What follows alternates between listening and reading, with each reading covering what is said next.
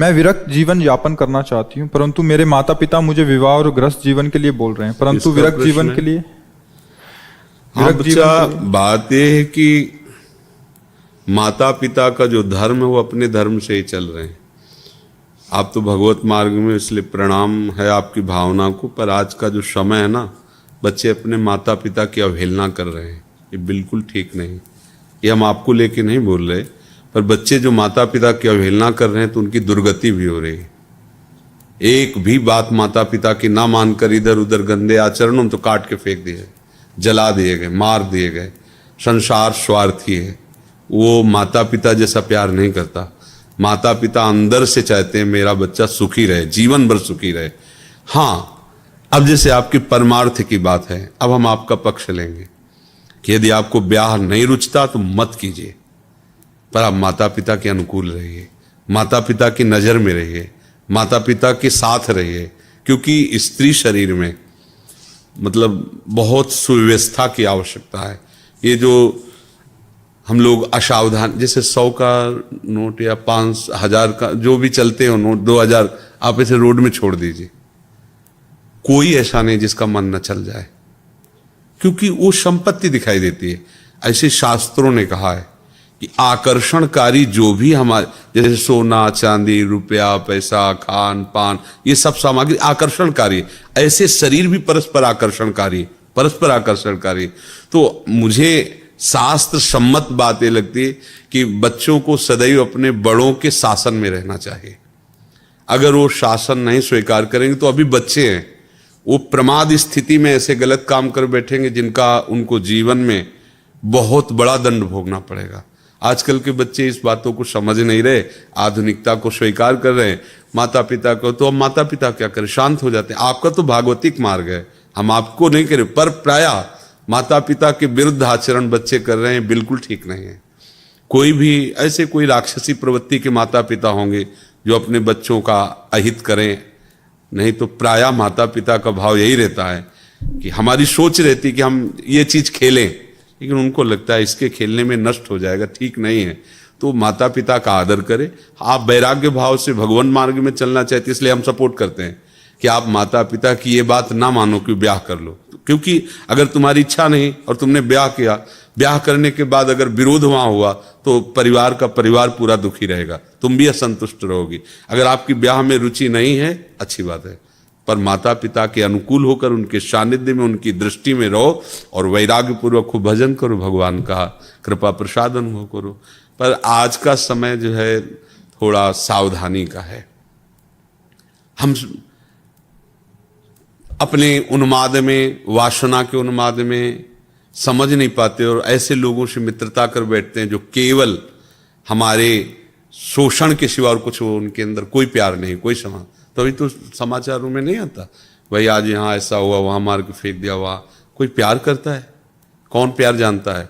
हमारी चमड़ी को देखकर, हमारे शरीर को देखकर भले प्यार करे। कोई हमसे प्यार करेगा? माता पिता, क्योंकि उनको लगता है ना मेरा बच्चा है। अब वो डांट रहे हैं कि तुम ये जो गलत करो ठीक नहीं है, उनका हृदय जल रहा है, पर वो बच्चा उन्माद के कारण नहीं समझ रहा, फिर परेशान हो जाता है। तो मुझे लगता है कि सब बच्चों को चाहिए कि अपने गुरुजनों की, बड़े जनों की आज्ञा का पालन करें। हाँ, जैसे आपका बात है तो आपका भाव उत्तम है, पवित्र है, इसलिए हम आपकी इस बात, अगर ब्याह नहीं करना चाहते तो माता पिता को भी जोर नहीं देना चाहिए, इसलिए कि आपने करवा दिया ब्याह। क्योंकि माता पिता को एक होता है कि समाज में होगी कि इज्जत की बात है ना, लड़की जवान बैठी ब्याह ही नहीं कर रहे, वो लोक व्यवहार के, लेकिन उसकी रुचि नहीं तो फिर वहां जाकर के द्वंद्व खड़ा हो जाएगा ना। उसकी भोगों में रुचि नहीं है, पति में रुचि नहीं, और सामने वाला जो पति बनेगा वो इसीलिए बनेगा कि हमारा गृहस्थ धर्म चले, तो झगड़ा होगा, तुमको भी असंतुष्टता होगी, उसको भी असंतुष्टता होगी। तो इसलिए अगर वास्तविक रुचि नहीं है, ऐसा जीवन में निर्णय कि मैं किसी पुरुष की तरफ काम भाव से नहीं देखूंगी, तो ठीक है, भगवत आराधन करते हुए माता पिता के सानिध्य में रहो, उनके अनुकूल रहो, उनके शासन में रहो, बढ़िया रहेगा। भजन करो, भजन करने के लिए तो मनुष्य जन्म मिला है। पुरुष नपुंसक नारीवा जीव चराचर कोय, सर्वभाव भज कपट तज मोहि परम प्रिय सोय। तो ऐसा है। तो महाराज जी, माता पिता की शरीर के बाद फिर उस साधक का क्या हुआ? वो कैसे अपना जीवन किसके सानिध्य में भगवान के साथ, भगवान के साथ समझो, भगवान का सानिध्य। मीरा जी के पति भी पधार गए और देवर ऐसा भारी विरोध, निकल पड़ी। कोई जिंदगी में कहीं भी अगर आपने सुना हो कि मीरा जी को किसी ने काम भाव से टच किया है तो हमें बता देना। गिरधर का छत्र छाया कृपा का बना रहता, कोई ऐसे थोड़ी सीम की चाप सके को तासु बड़ रखवार रमापति जासु, ऐसा नहीं कि ये नहीं कि मतलब स्त्री शरीर तो कोई भी शोषण कर सकता है, सबका शासन करने वाला काल का भी महाकाल प्रभु है, ऐसा नहीं। एक से एक महान शादियां हुई। आप रसिक अनन्यमाल पढ़े हो? गंगा यमुना बाई कर्मठी बाई कर्मती, एक से एक महान। तो जो गंगा यमुना बाई थी इतनी सुंदर थी, और नवयुवती ब्रह्मचारिणी। अच्छा, गरीबी से यहाँ वृंदावन में वास उस समय, तो वस्त्र भी ऐसे मलिन वस्त्र, वो स्नान करके यमुना जल लेकर ठाकुर सेवा के लिए अपनी कुटिया के लिए जा रही थी।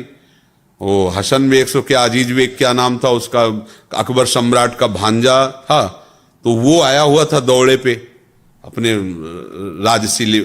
उसने देखा इतनी सुंदर नारी और ऐसे रह रही।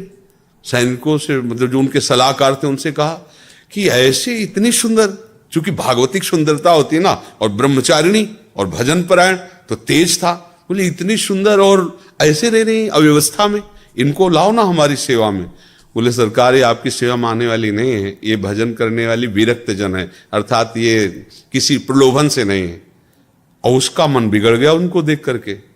अब महल में गया तो उसने 2 वैश्याएं बुलाई और कहा जितना धन चाहोगे देंगे, उनको यहां ले आओ। अब बाई जी को अगर प्रभावित कोई कर सकता है तो भगवत चर्चा, वो बड़ी चतुर थी वैश्याएं, आई और ठाकुर जी की चर्चा करना और सुनना और प्रणाम। अब रोज आने लगे। अब जब रोज आ पाओ तो एक परिचय हो जाएगा, फिर 2 दिन 4 दिन एकदम गोल हो जाओ, फिर आ पाओ तो क्या आपका स्वास्थ्य खराब था, क्या आप क्यों नहीं? ऐसे ही उन्होंने किया। तो उन्होंने पूछा कि आपका स्वास्थ्य खराब था, आप क्यों नहीं आई? तो उन्होंने कहा कि हमारे यहाँ एक बहुत बड़े संत आए हुए हैं, हम उनकी सेवा में थी और मुझे लगता है आपको भी दर्शन करना चाहिए। पहले उनका नहीं, सब संतों की कृपा से भजन चल रहा है वृंदावन से जाने। बोले नहीं, मथुरा पास ही तो हम लिवा चलेंगे, बहुत सुंदर चर्चा होती भगवत चर्चा, और आप चलो, आप देखो प्रसन्न हो जाओगे, मेरी मित्रता के कारण चलो। तो संत हृदय उनका स्वीकृति दे दी। नई अवस्था थी, भजन में डूबी हुई। जी गई तो महल में बताया कि यहाँ तो उनको लगा कि संत का महल और झोपड़ी से बराबर रहता है, जहां प्रभु रख दें, जैसे तो शायद होंगे धनी मानी जन, उनका आदर करके अंदर रख ले। जो ये अंदर हुई तो बाहर से साकल लगा दी, और अंदर जब प्रयोग किया तो देखा वही उनका भांजा खड़ा हुआ था। दृष्टि देखते, काम की दृष्टि और सामान्य दृष्टि में अंतर होता है। माताओं बहनों में इतनी विवेक शक्ति होती है, एक दृष्टि में पहचान लेंगे गंदी दृष्टि से देख रहा है या अच्छी दृष्टि से देख रहा है। उन्होंने देखा और उनका सुनो, बड़े प्यार से कहा ये जीवन राधा वल्लभ लाल को समर्पित है, आगे कदम मत बढ़ा देना, नहीं तो तुम्हारा अमंगल हो जाएगा, तुम हमारा तो कुछ नहीं कर सकते। पर वो राज वैभव से, अब उसको कोई भय थोड़ी था, कोई ज्ञान तो था नहीं। जे ही आगे बढ़ा, आंख मूंदा और श्री हरिवंश श्री हरिवंश श्री हरि, सामने बबर शेर प्रकट हो गया, दहाड़ बेहोश हो गया, पैजामा गीला हो गया उसका। और बाई जी अंतर ध्यान यहाँ वृंदावन में अपनी कुटिया में, बहुत बार ऐसा भयानक भय, वो आंख खोले तो डरे, आंख खोले तो डरे। सब लोगों ने कहा बाई जी का चमत्कार है, उनके पास उनको लाए और कहा क्षमा कर दीजिए। उनका नहीं, हमें कोई रोष नहीं है, ये तुम्हारी वृत्ति थी, गंदी व्यक्ति तुम्हारी वृत्ति थी, पर हम ये जरूर कहेंगे कि जो भजन करने वाले जन है, आप शासक हो, आप इनको ऐसी दृष्टि से मत देखो, जाओ भगवान तुम्हारा मंगल। तो उनका कुछ भेंट ले, उनका नहीं, हमें भेंट की जरूरत नहीं, तुम ऐसा न समझो कि हम गरीब हैं, परम धन राधा नाम हमारे पास, हमको ये तुम्हारे सोना चांदी इन सबसे कोई, तो भगवान रक्षक है।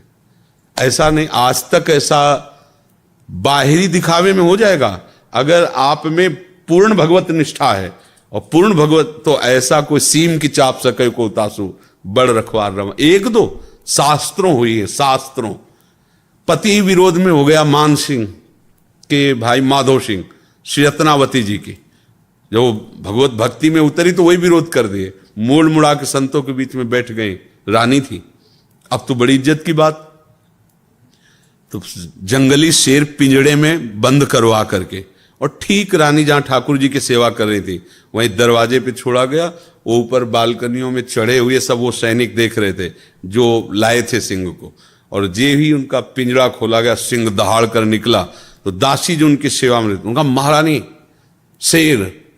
तो उन्होंने मुड़ के देखा, बोले सिंह नहीं नरसिंह, मेरे भगवान आ रहे हैं। वही पूजा की थाल लेकर नजदीक गए, तिलक लगाया, आरती की, माला पिलाया, गाय के बछड़े की तरह खड़ा रहा हो शेर, और बस घूमा, मारी छलांग, तो जो लाए थे ना बालकनियों में खड़े थे, फाड़ के फेंक दिया सबको और निकल गए। कोई ऐसा कैसे हो सकता है? हाँ, हमारी शरणागति ठीक नहीं है, हमारे आचरण ठीक नहीं है, तो बाहरी दृश्य में आप कह सकते देखो ये संत है, या ये देखो वो घटना हो गई, उसकी आंतरिक वृत्ति भगवान देखते हैं। आज तक कभी ऐसा नहीं हुआ कि कोई भगवान के मार्ग में चले और अनाथ जैसा उसका व्यवहार हो जाए। हाँ, इस बेस का दुरुपयोग करेंगे, अंतर से हम गलत होंगे तो चौड़े पे हमें दंड मिलेगा, भले हम उसमें निरपराध हों जिसमें दंड मिल रहा है। समझना, बाहर से लग रहा है बिल्कुल 100% नहीं किया, लेकिन वो भीतर का जो पाप है ना, वो चौड़े पे बिना अपराध के अपराधी मानकर दंड दिया जा रहा है। भगवान के विधान में कहीं कमी नहीं, पक्का समझ लो। ये बाहरी व्यवहार अलग है। तो जब तक माता पिता हैं तो उनके अनुशासन में रहकर भजन करो, और फिर आगे ठाकुर जी का भरोसा है। तो ऐसा नहीं कि वृद्ध हो जाएगा तो फिर कौन देखेगा, आगे ये नहीं रहेंगे तो कौन देखा, वो तो प्रभु ही देखते हैं ना। अब हम बच्चापन से निकले थे 13 वर्ष से, आज तक हमारा कौन सहयोगी? वही तो सहयोगी है, उनके सिवा हमारा किसी से परिचय नहीं। सब देखो व्यवस्था उन्हीं की तो है, हम क्या लाए थे, हम क्या जानते थे किसी को? सब उन्हीं के संबंध से तो है, सब उन्हीं को तो जानते हैं।